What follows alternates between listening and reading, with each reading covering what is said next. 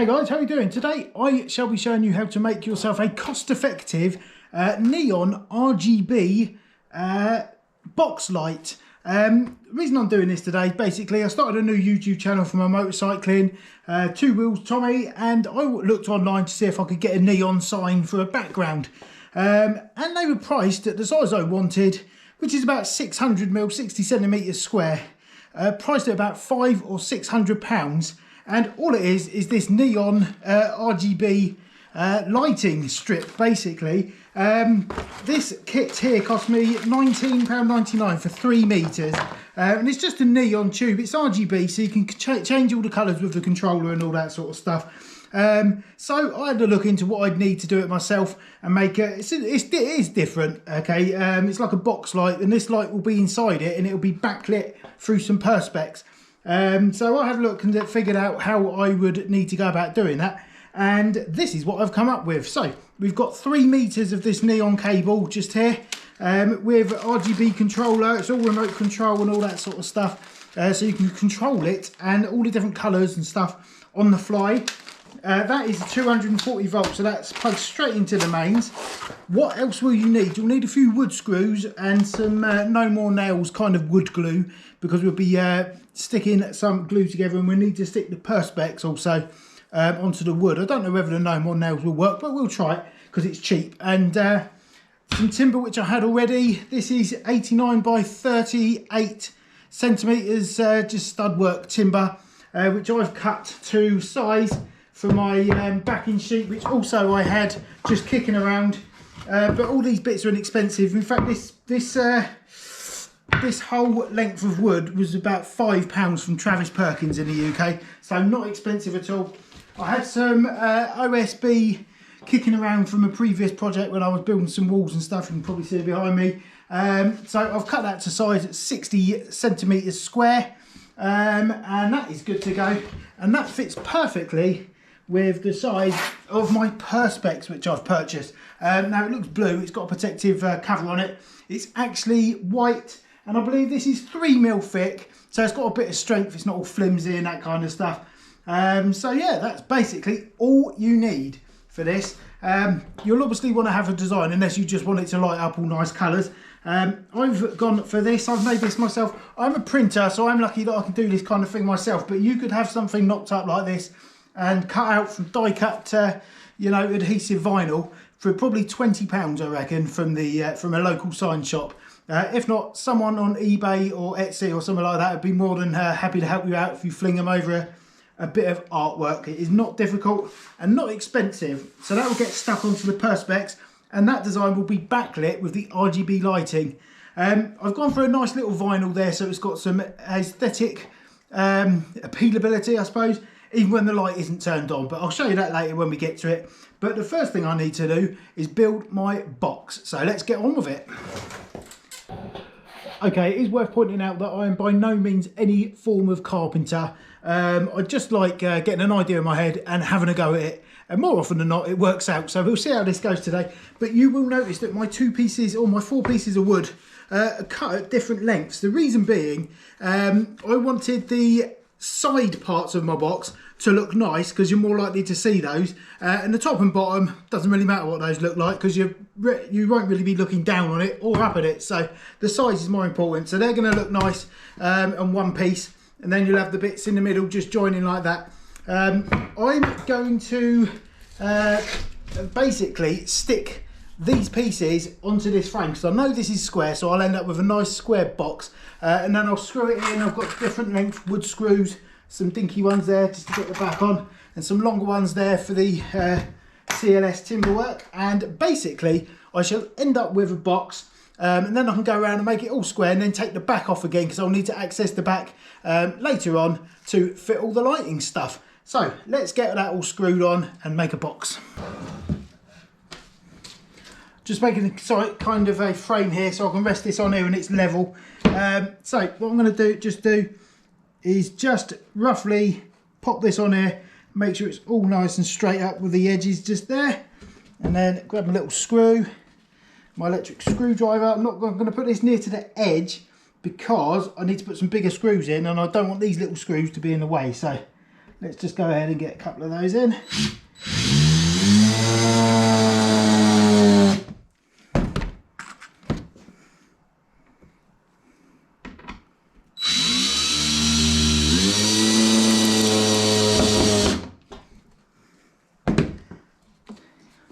Turn it around and get on with the side part.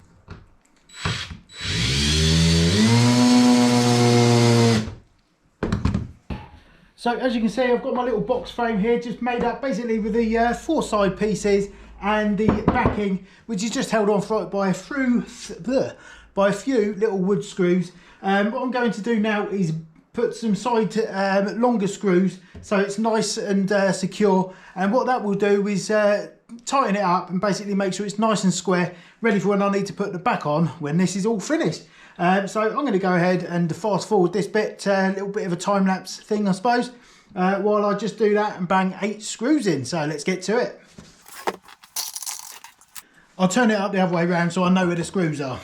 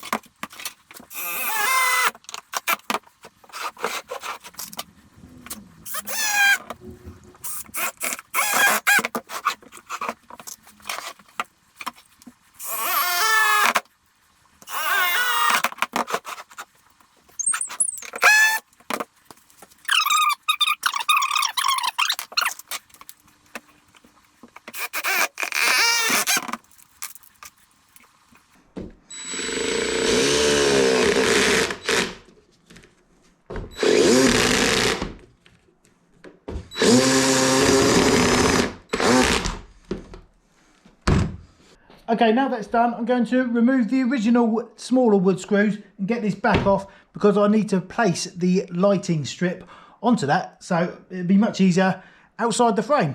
And also, let's get the perspex on the front because that will take a while to dry for the glue and all that stuff. So let's do that first.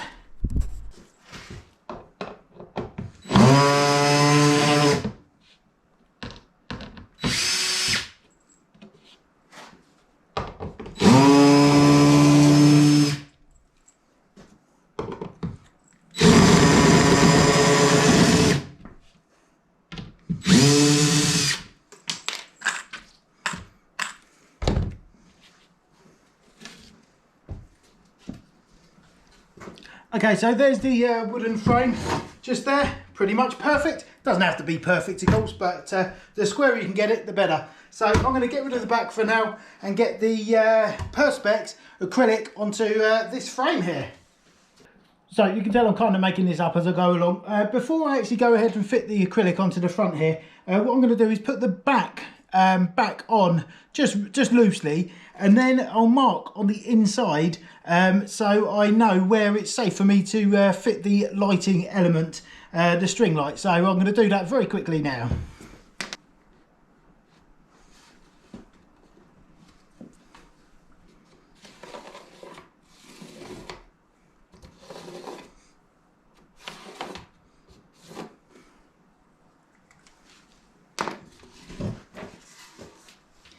Okay, you can see I've marked it, hopefully that'll show up on camera. I've marked a square, that's my safe zone. Anywhere inside of there, my lights can get stuck on. So that's good to have that. Let's get this Perspex sheet on the front. So you can see I've placed the Perspex basically just on the top here as it will sit when it is finished. Now, I don't know if No More Nails works on acrylic, so I'm going to have a quick read up about that. Like I say, just winging it, and yeah, I'll be back in a second when I know more. Okay, I've got my No More Nails here. I've got this again left over from a previous job. I thought I had some left on my gun, but that's long gone. That's finished, that one. So luckily I had a spare one just here. Now if I look on the front of it, it says bonds all types of wood, metal, stone, plaster and concrete. It doesn't mention anything about plastic until you delve into the back.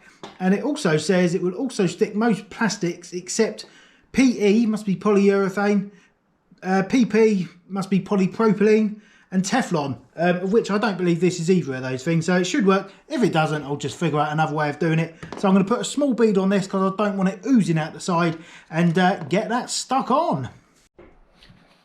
Okay, let's get this gun loaded up and get this No More Nails ready to go. I have also got 4 of these trigger clamps ready to go to hold it in secure once I've done the No More Nails glue. So yeah, I'm just going to get on with it. Okay, gun is primed and ready to go. So let's do it. Let's put this somewhere safe because we don't want this to get scratched. Now we've got one surface which is uncovered. We don't really want it to get scratched, even though a few scratches might help it stick actually, but want it to look nice. So we're not going to do that. Let's give this a good wiggle on here. Not too much because I don't want it oozing out the side.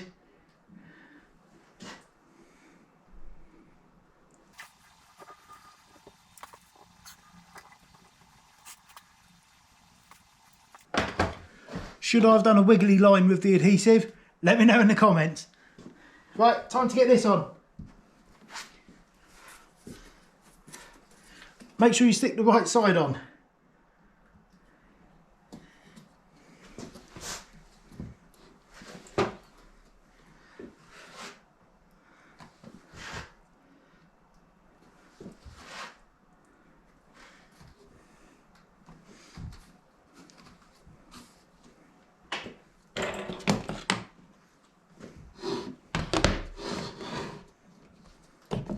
Get these clamps on.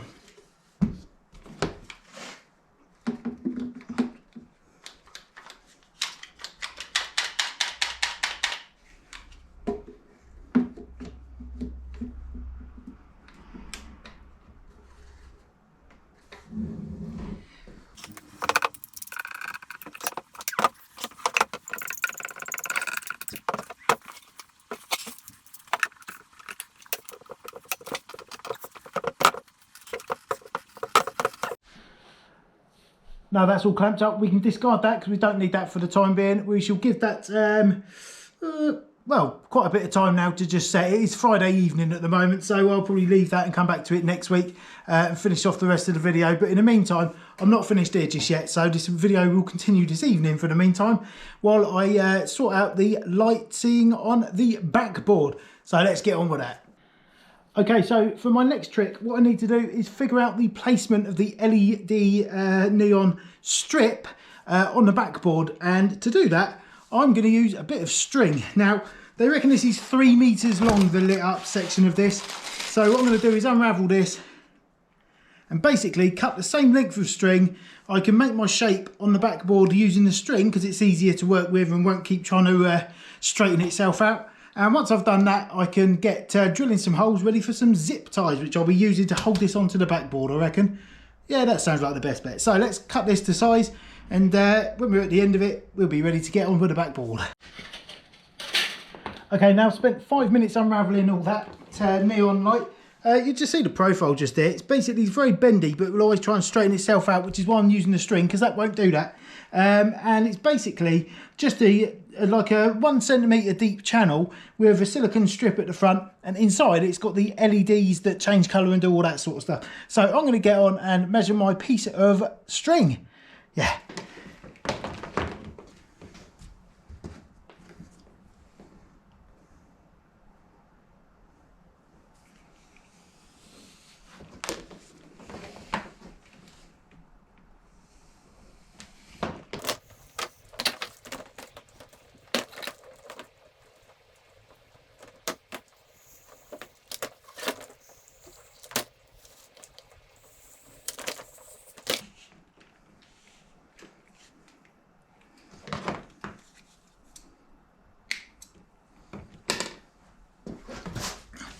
Right, had a bit of a tangle there, but I believe we are done, and I should have about a 3 metre piece of string that I can just attach to the backboard loosely, or just place on there, and then I can use a Sharpie to mark out the route that the LED strobes will make on the backboard, and then we'll get them stuck on with some zip ties.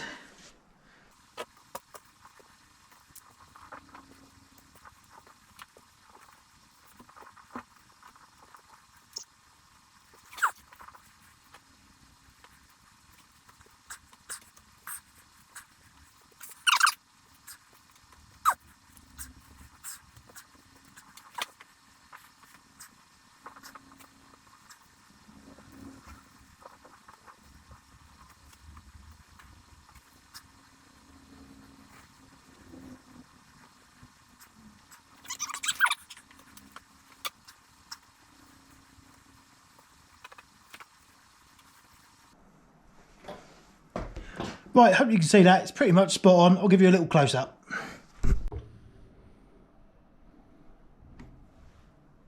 Don't know if that recorded, so just to let you know, I'm just going to get my Sharpie pen out and make some little holes.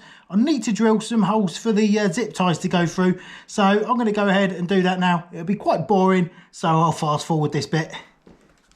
Where's my pen?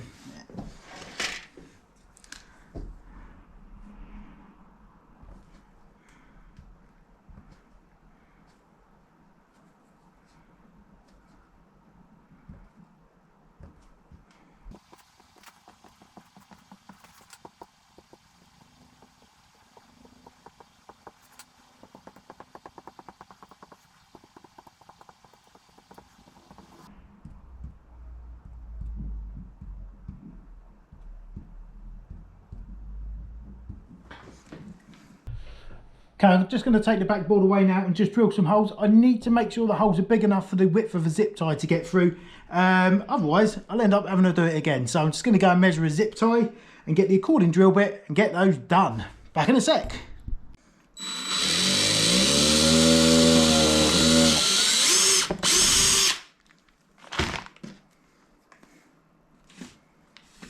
Perfect. Right, got to drill loads of them now.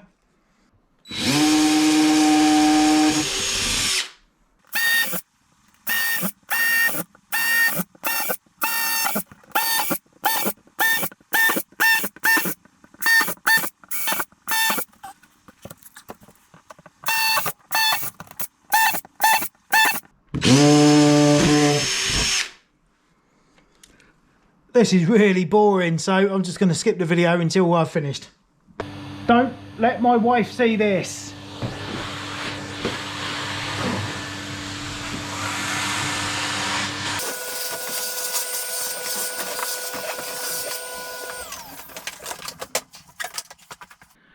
Okay, through gritted teeth, I have actually had a bit of a tidy up there because this is my day job work table, so I don't want to have all sawdust and crap on it. Anyway, that leaves me with the backing of my board with 100 or so little holes in it, and I'm going to be poking these little zip ties through, and that'll be holding the LED strip in place. So again, I'm going to fast forward through this bit and be back when I've got a board with loads of bits of plastic hanging out of it.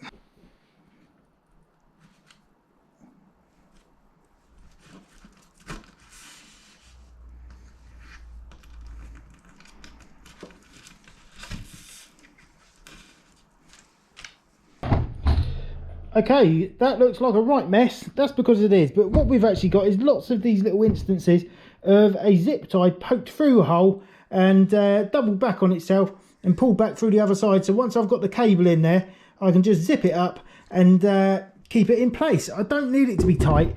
It just needs to be enough to keep it in place. So I can't spend too much longer on this evening. So I'm just going to probably get the rope in place. So I'll get it all looking good. And then that'll be me done, and I'll come back and finish it a bit later. Okay, so I have got this, obviously this LED here. It has to go the right way up. No light will come out of it that side. So we need to make sure that this silicone side is pointing upwards. But at this stage, we need to be really critical about where the power cable is going to come from, because if it comes out the top, it's going to look a bit weird dragging around the side. So we need this to come down the bottom. So that is going to be the last piece to get placed. So we'll start with the other end, and this will end up down the bottom where we need it.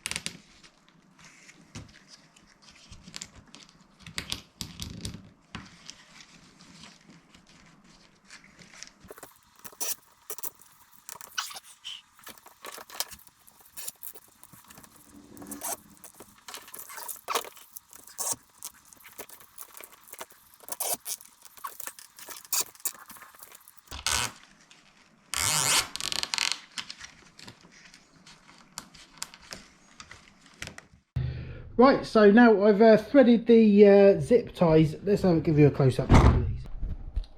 Okay, so I hope you can see what we've been doing there. I've basically threaded the neon LED string through all of the zip ties in this sort of zigzag motion, and we've ended up all the way down the bottom. I've tried to make sure it goes all the way to the edge of the sign, because there's a bit left over at the end just here, which is not a problem, but I wanted to make it as uniform as possible so we get an even light spread. Now this little bit that's left over at the bottom is not a problem at all. We're going to have like another cable that comes off of this that goes to the control box, and you can control it via Wi-Fi and all that sort of stuff. So we're going to be drilling a hole in the back here for the power cable just to come through. We'll tuck as much of the cabling in here as well, so it is not unsightly. But that is it for today. I'm going to go home because it's getting quite late now, and I'll crack on with this in the week, and you'll be here to see it. And just over there drying is the Perspex with the no more nails on it. So hopefully that is going to adhere, but we'll find out in a few days' time. See you then.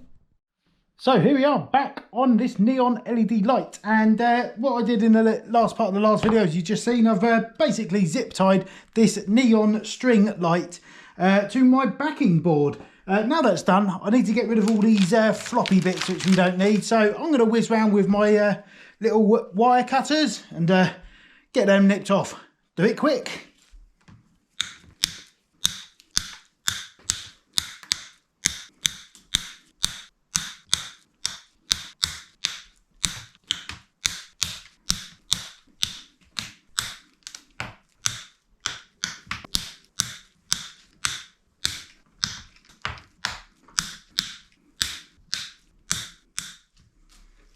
Right, that's all them gone. Now we need to figure out where to drill a hole through the back for the power cable to come out of.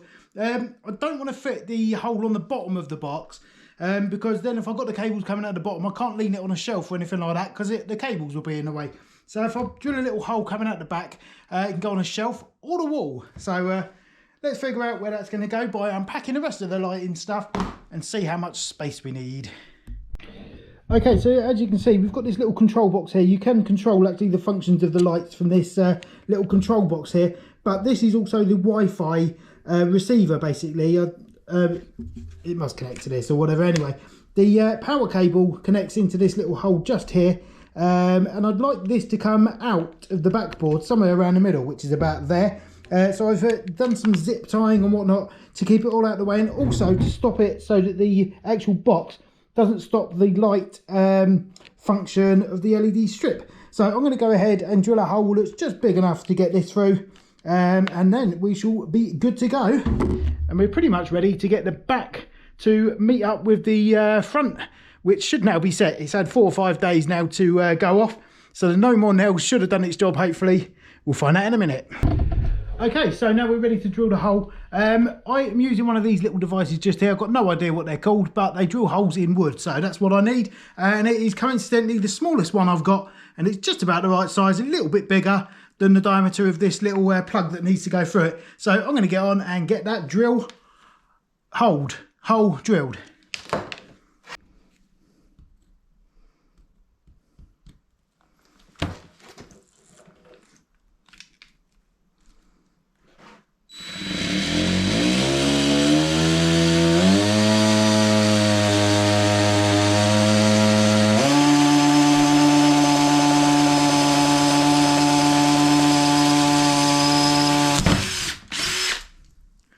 there is now a hole.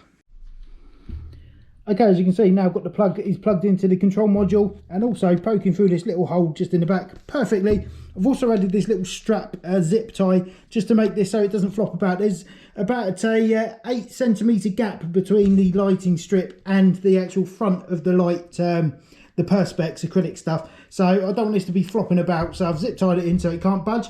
So we are about ready to get the front and the back to marry. So let's get on and do that. So we've got the front and the back section all ready to go on here. What I've done when I've been putting this LED strip on here is basically trying to keep it inside this line, which I drew on so I know which space I've got to work with. So when I go ahead and lower the top onto the back, there should be no obstructions basically. I'm just going to go and check it and check it's all fine, which it looks good. So I'm going to go ahead and lower it down. Then we'll flip it over and we're going to bung some screws in there so it's easy to take on or off. If you need to do anything with the lighting in future, yeah, it just makes sense to make it removable. So that's what I'm going to do. In fact, before we do that, I'm going to check the lighting and check that the light actually works. Okay, as you can see, you've got some pretty snazzy lighting effects there. In fact, I'm going to turn the light off and start again. Okay, well, as you can see, it is working pretty good. And you can see we've got all sorts of different modes going on with this little remote controller. You can have all sorts of different colours. All good. You can set timers. You can also make it so it dances in line with music. So let's see what happens there. Yep, well, that appears to be working great as well. So we're going to stick it on auto.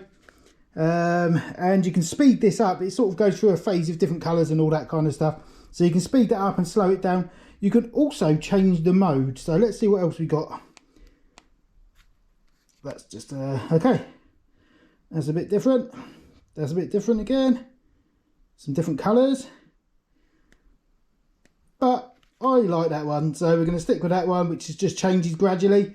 Right, let's get on with it and get these front and back part together. I'm going on a bit now. Right, let's get these to marry up. I've got my handful of wood screws ready to go and get these back drilled on. Screwed on, should I say. So let's get on with it and I hope it all fits. So I've got this all lined up. I know that this is the top and it's all in the same orientation as it was when I built the frame, so it should all be square. Let's see what happens. Oh, look at that. Perfect. So I'm going to go ahead and flip this over and get the screws in, and then we'll get the logo on the front sorted out. So the screw holes are still all in place from when I built the frame in the first place. So I'm going to go ahead and just get those in there. And then it will be one piece.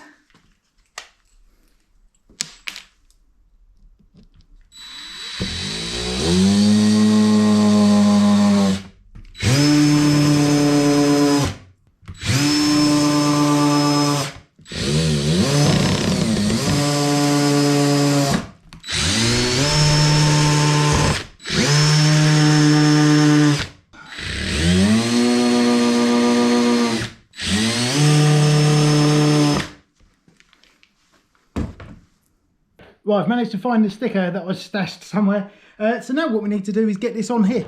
I actually, when I cut this vinyl out on my machine, I made the border a little bit smaller than the actual size of the Perspex because I wanted to see whether the LED effect would protrude through the acrylic. Basically, it's white acrylic, so it should do. Maybe, maybe not. But if it doesn't work out, I can always go over again and sort of flood coat it so it's all covered. Apart from my logo. So you might see we've got a little border going around the outside just here. I need to remove this blue membrane off of the acrylic.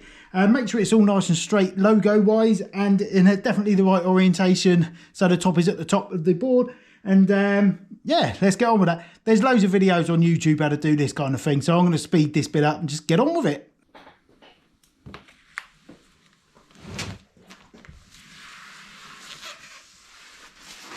Beautiful. Right, let's get this on straight.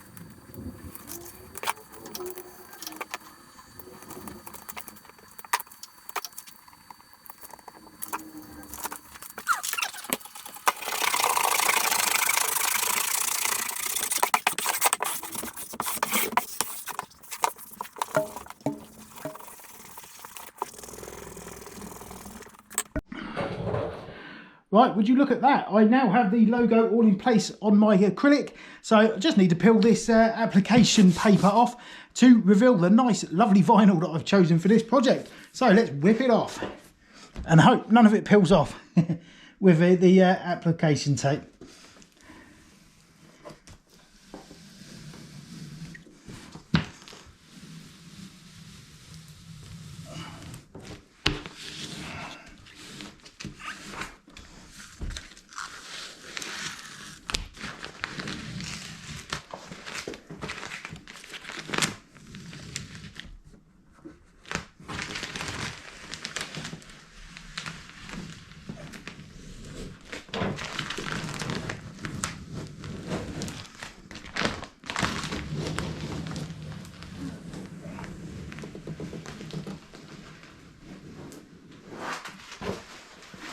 There you have it, looks great. So, don't know if you can see that, but I've actually gone for a holographic black vinyl here.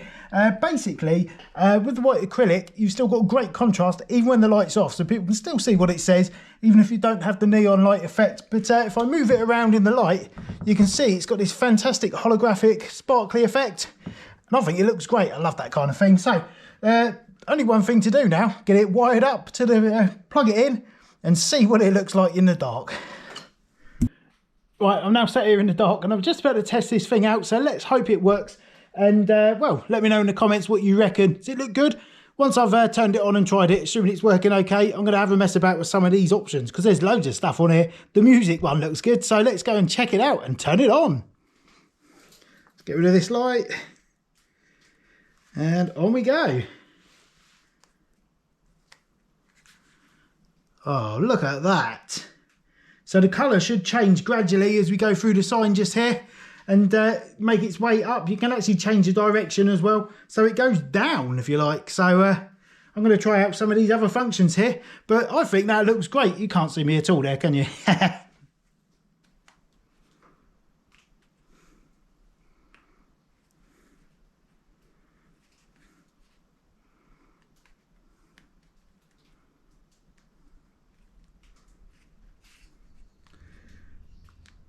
I think this is one of the music modes, so you can make it do all kinds of weird stuff when you talk. This is a different one here, so that's a bit more flashy, that one, so hopefully no one with epilepsy watching. And this is a slightly different one again, that's more like a thunder and lightning type of effect. And this is the last one. Let's have a look and see what this one does. It's a bit similar to the other one, but flashes a bit quicker, I think. So I have decided that this, I think, is my favourite mode. Definitely the automatic mode just there. And also, I did want to try out this other one here. So let's have a look and see. No, that's a speed one. That's a speed one. Don't really know what I'm doing here. Okay, well, I'm really pleased with that, and I reckon I've spent probably about an hour and a half from start to finish doing all this kind of thing, and it's really a very inexpensive project. I think the most expensive part was the Perspex, which was about 25 or 30 quid, and the problem I had, because I live on the Isle of Wight, it's a pain in the backside getting anything shipped here without paying a premium, so I had to pay a full whack on the postage for that to come over, because it's a funny size and shape. Yeah, other than that, the box was scraps of wood. I bought one piece of wood which cost £5 and a bit of the OSB board at the back, which I had left over from a project, but even a big sheet of that is not expensive. The vinyl, I did that myself because I'm a printer, but anyone on eBay or Etsy or anywhere like that, or your local sign shop, shouldn't really be charging you more than about 20 or 25 quid for something like that. This size is about 600mm big, so it's quite a sizable one.